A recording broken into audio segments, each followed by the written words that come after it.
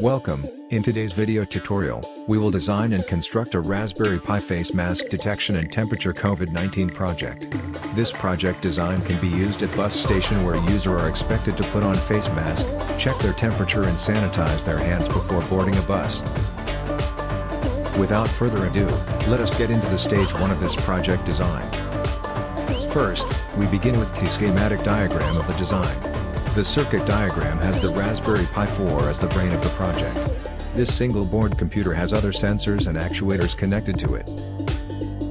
We use the CSI camera to detect face mask and we use the non-contact temperature sensor to take the user body temperature.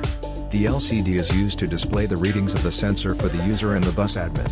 We use the infrared proximity sensor to track when the user is in close proximity to take readings.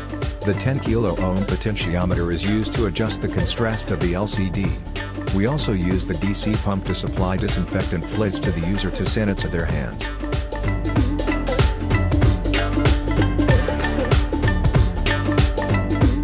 The project design assembly. The project design is assembled in a buttress casing of dimension 3 by 6 inch. The non-contact temperature sensor MLX9016 was placed in a way it could detect user temperature effectively. The LCD screen was positioned accurately.